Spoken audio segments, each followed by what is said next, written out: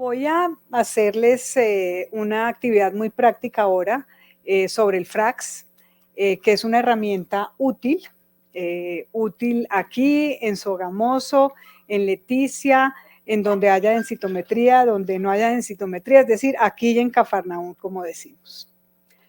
Entonces, cuando vamos a hablar de tratamiento, hablamos muchas veces de guías. Y las guías de manejo, todas estas guías de manejo que les traigo acá, que son las guías de manejo más conocidas, no les traje nuestra guía de la Asociación Colombiana de Osteoporosis y Metabolismo Mineral, pero los invito a revisarlos, es nuestro consenso. Indican que toda mujer u hombre mayor de 50 años, mujer posmenopáusica, debe recibir tratamiento si tiene un T-score en cualquiera de los sitios esqueléticos por debajo de menos 2.5, es decir, osteoporosis por densitometría. Si no es el caso y simplemente hay baja masa ósea, entonces se debe hacer terapia farmacológica cuando los umbrales del Frax así lo digan. ¿De acuerdo? Entonces, todas estas sociedades científicas, la National Osteoporosis Foundation de los Estados Unidos, las famosas guías NOC del Reino Unido y el Consejo de Osteoporosis del Canadá, dan estas recomendaciones que yo creo que hoy en día ya son recomendaciones universales.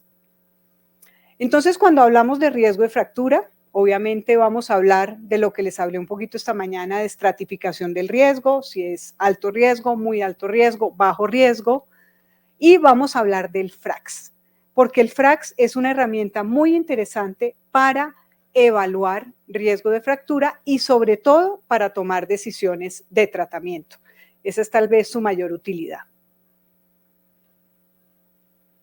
El objetivo de la predicción cuantitativa del riesgo de fractura, que es lo que nos aporta el Frax, es determinar el umbral de probabilidad ante el cual una intervención se torna costo efectiva. ¿Y qué es lo que pasaba hace algunos años? Yo, como les dije, tengo mucha trayectoria y muchos pacientes tratados. A comienzos del siglo XX, por así decirlo, salieron una serie de estudios en los cuales, el estudio NORA, por ejemplo, famosísimo estudio NORA, en los cuales se comenzó a hablar de la osteopenia. Y en esos estudios se encontró que más que los pacientes con osteoporosis, se fracturaban los pacientes con osteopenia cuantitativamente. Entonces, esto comenzó con una, digamos, práctica en la cual todo paciente con osteopenia recibía tratamiento. Es decir, mujer de 55 años con menopausia hace 2 años y un T-score de menos 1.3 y sin fracturas, plan, subifosfonato. Entonces, digamos que hubo un exceso en intervenciones terapéuticas y yo creo que aquí, en este escenario, es que hay una buena utilidad del Frax y creo que esto hace que, digamos, este Frax permita o haya permitido aterrizar de manera adecuada el tratamiento.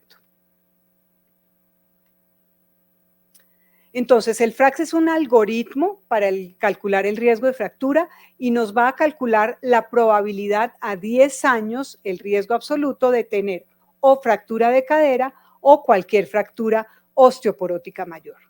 Está basado en una asociación de metaanálisis que fueron analizados por la Organización Mundial de la Salud en el 2008 para identificar factores de riesgo independiente asociados con osteoporosis y se analizaron 12 cohortes prospectivas internacionales de diferentes regiones y datos individuales de casi 60,000 hombres y mujeres. El Frax ha venido creciendo y está calibrado para cada país en el que se conoce la epidemiología y la incidencia de fracturas de cadera por fragilidad. Tiene en cuenta la densidad mineral ósea del cuello femoral y factores de riesgo clínicos. Entonces, como pros y contras, para darles como mi concepto, como el gran pro, realmente la cualidad principal para destacar es que el Frax aporta un gran rigor metodológico y la ventaja de proporcionar el riesgo de fractura en términos absolutos y posibilidades de aplicación en la práctica clínica. Saber a quién tratar y a quién no tratar, eso es realmente lo que buscamos con la aplicación del Frax, pero tiene algunas cuestiones que son interrogantes todavía y que posiblemente hacen que haya sesgos y que no sean absolutamente exactos. No considera la densidad mineral ósea lumbar, los niveles de vitamina D, número de fracturas y antigüedad de las mismas, aunque uno de los factores y el más importante tal vez es el de las fracturas prevalentes. No es lo mismo fracturarse el radio que tener 5 fracturas vertebrales y fractura de cadera. Y, por ejemplo, el uso de corticoides es una variable nominal, sí o no, y no tiene en cuenta, digamos, la dimensión del tratamiento con glucocorticoides porque hay una gran variabilidad en esquemas y en dosis. Y aquí viene la página del FRAX, se entra muy fácil, ponen en Google FRAX y ahí les aparece. Yo me he tomado el trabajo cada vez que doy la presentación de contar cuántas bases de datos y de idiomas hay. Hay países que vi hoy como hasta Botsuana que tienen su propio FRAX. Entonces, Colombia también lo tiene, obviamente. ¿Y cómo es que evaluamos el FRAX o cómo es que vamos a utilizar este FRAX? Acuérdense que hace algunos años nosotros utilizábamos y adaptábamos el FRAX norteamericano utilizando umbrales absolutos como porcentaje. Esta es una revisión en la cual se hace una revisión sistemática de qué umbrales de intervención se usan basados en FRAX para aplicarlos según los países. Entonces se revisaron 120 publicaciones o guías que incorporaron el FRAX. En 38 de ellas no había claridad acerca de la probabilidad de fractura. 58 utilizaron umbrales de intervención fijos. 4, es decir, estos umbrales de intervenciones variaban entre 4 a 20% para fractura osteoporótica mayor, entre 1, 3 y 5% para fractura de cadera. Es decir, y acuérdense que el más conocido es el que todavía utilizan los norteamericanos, los canadienses, que es 20% de riesgo para fractura osteoporótica mayor y 3% de riesgo para fractura de cadera. Entonces, un paciente que en Estados Unidos, de raza, digamos, caucásica, tenga esos umbrales de intervención con baja masa ósea, requiere tratamiento. Y esto es lo que utilizábamos acá, muy sin saber realmente qué hacíamos y si era realmente aplicable para nuestro país. 39, por ejemplo, 39 de los estudios utilizan esos umbrales seguramente porque son los umbrales utilizados y recomendados por la guía norteamericana. 22 umbrales de intervención por edad. Y estos umbrales de intervención por edad son los que fueron implementados ya hace muchos años y cuando apareció el FRAX realmente en el Reino Unido y son los que se aplican utilizando este tipo de curvas. Entonces, por ejemplo, aquí está, estos umbrales de intervención nos dan, digamos, dos zonas, una zona verde, una zona roja. El semáforo en verde es tranquilo, no trate, el semáforo en rojo es trate. Y estos son los países de Europa en donde comenzó realmente a implementarse esto, liderado por el Reino Unido. Y en, digamos, América Latina, la doctora Patricia Clark y un grupo de investigadores de diferentes países latinoamericanos que están acá, Colombia, México, Argentina, Venezuela y otros países, hicieron entonces su simulación con los resultados de sus estudios de fractura de cadera para obtener, digamos, las curvas o los esquemas simulados correspondientes para cada país. Y vamos entonces a hablar aquí de pacientes colombianos y ejemplos colombianos con el FRAX. Colombia está arriba a la derecha. Ustedes ven que, por ejemplo, hay una gran diferencia entre las curvas de Colombia y Ecuador. Estos son los umbrales de intervención. Entonces, acordémonos que que podemos utilizar el FRAX con densitometría o sin densitometría. Entonces, en la parte de abajo tenemos el FRAX con densitometría, pero en la parte de arriba tenemos una zona amarilla, en la mitad, un semáforo, digamos, en amarillo, que es cuando utilizamos el FRAX sin densitometría. Si el resultado del paciente cae en la zona amarilla, quiere decir que se recomienda enviar el paciente a densitometría. Y si no se puede, pues igualmente se podrá tomar una decisión de tratamiento.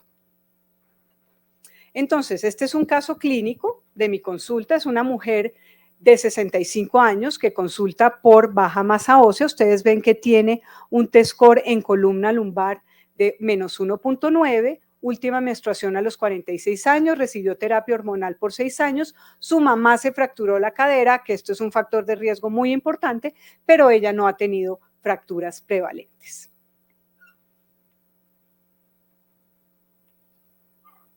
No tiene fracturas. Y aquí tenemos también la densidad en su cuello femoral, que es de 0.777, que es la que vamos a utilizar. Y aquí está su FRAX. ¿Qué opinan? Tiene 15 y 1.4. Sí. ¿Qué opinan? Sí. Hay que tratarla, ¿no? Bueno, pero entonces miren, es que este es un ejemplo un poco simpático, porque yo estaba con una residente en consulta cuando llegó esta paciente, entonces entramos a FRAX y lo pusimos, y resulta que a esta señora le hicimos el FRAX de Reino Unido. Entonces, ojo, ¿no? Porque este tipo de pequeños incidentes pueden suceder. Fue un poco jocoso porque empezamos a hablarle a la paciente de una cantidad de escenarios, pero resulta que no. Entonces, miremos con el FRAX Colombia. Este es el FRAX de Reino Unido. Y miren que de todos modos, aquí la paciente está como borderline para recibir tratamiento si fuera una paciente del Reino Unido. Para nuestro FRAX Colombia, bueno, para nuestro FRAX Colombia, esta paciente estaba en... No, es que no sé por qué esa no me apareció.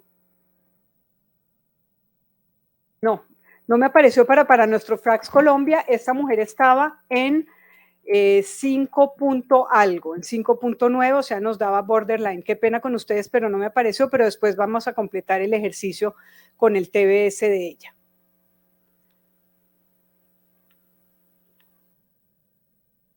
Y este otro caso que les traigo, que es un caso un poquito complejo, mujer de 81 años con múltiples factores de riesgo. Artritis reumatoide de 10 años de evolución, uso de prednisolona por 6 meses, pero antecedentes de asma y uso repetitivo de prednisolona por ciclos, no sabemos cuánto.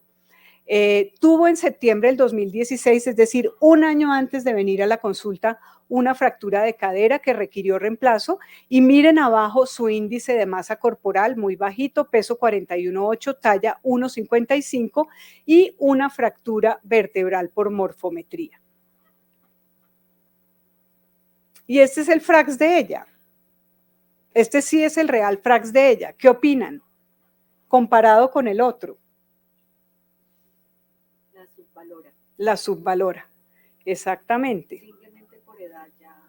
Entonces, esta es su densidad mineral ósea, menos 1.7 en columna, fractura morfométrica, una cuña, y en cuello femoral igualito a la otra paciente. Y miren acá, obviamente, este es un caso en el que no hay que usar FRAX, ¿no? Obviamente ya sabemos que esta señora, por definición, tiene osteoporosis severa por antecedentes de fractura. Pero de todos modos, este es un caso interesante que discutimos y que nos muestra las veleidades que puede haber en el FRAX, especialmente en personas mayores. Entonces, este caso incluso yo lo escalé, como dicen ahora en todas partes, hay que escalar. Y resulta que miren, por ejemplo, el FRAX exactamente con los mismos factores de riesgo, pero para una mujer de 60 años.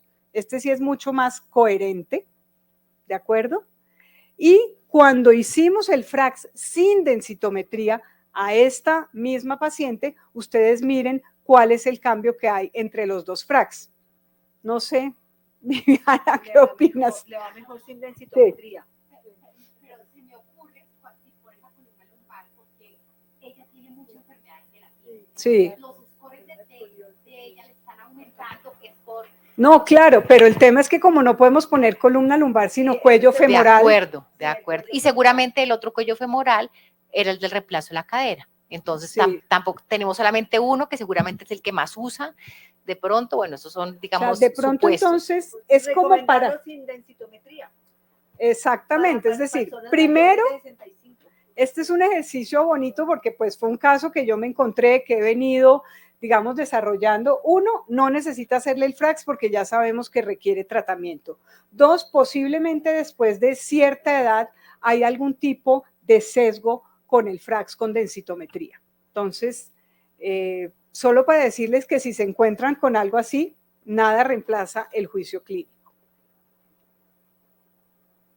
Entonces acá obviamente nos encontramos con el escenario de esta paciente en el que pues por todas las razones observadas en su caso clínico requiere tratamiento y muy posiblemente es una candidata firme para terapia osteoformadora. Debería haber un FRAX ajustado al TBS.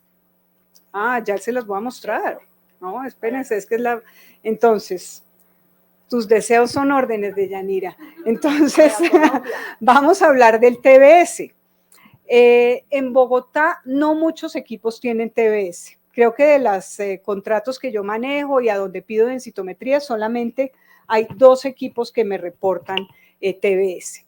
Entonces el TBS es una medida, es un software que se puede comprar y digamos implementar en los equipos de densitometría que nos aporta una información sobre calidad ósea en la columna y pues que tiene ciertas indicaciones que veremos a continuación. Entonces mide el hueso trabecular en niveles de grises en la columna vertebral y nos da un poquito este aspecto. En la parte de arriba ustedes ven como un bonito tablero de ajedrez regular y en la parte de abajo ven varias zonas muy oscuras en las cuales pues se ve que hay una pérdida de la calidad ósea. O sea, no estamos, digamos, el TBS no sirve hoy en día sino para ser utilizado con el FRAX, pero indudablemente hay un potencial desarrollo con el uso de TBS que creo que podemos aprovechar para el futuro.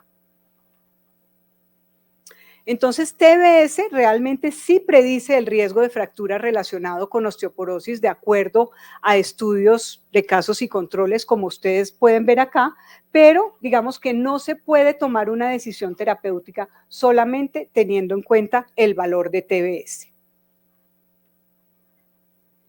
Este, por ejemplo, es un ejemplo. Si yo tengo un TBS, por ejemplo, en 1100, ¿será que yo claro, eso es también... y lo dejo sin tratamiento? Sí, pues eso también me he preguntado yo con ciertos casos. Este, por ejemplo, es el caso de una mujer de 56 años, una buena masa ósea y un TBS que tenemos aquí en 1.447. Este es un examen de nuestra institución en donde pues las lecturas de las densitometrías y la calidad del examen es muy buena. Entonces vemos acá cómo en el informe aparece el TBS y cómo aparecen los diferentes grupos. Un TBS normal es mayor a 1.3, digamos mediano está entre 1.2 y 1.3 y baja calidad ósea menor a 1.2. Y aquí están los diferentes grupos, A1, A2, C1, C2, de acuerdo también a la correlación y a la asociación que hay con los grupos osteopenia, osteoporosis o densidad mineral ósea normal. Entonces, el TBS, digamos, viene a complementar un poquito los resultados que obtenemos en términos de predicción de riesgo de fractura con los otros elementos. Entonces, digamos que sí hay asociación de TBS solo con riesgo de fractura en diferentes edades, pero se fortalece, se robustece con cuando medimos también densidad mineral ósea y factores de riesgo clínicos. Y definitivamente la mayor predicción la tenemos cuando tenemos la asociación de los 3 elementos, factores de riesgo clínico, densidad mineral ósea y TBS.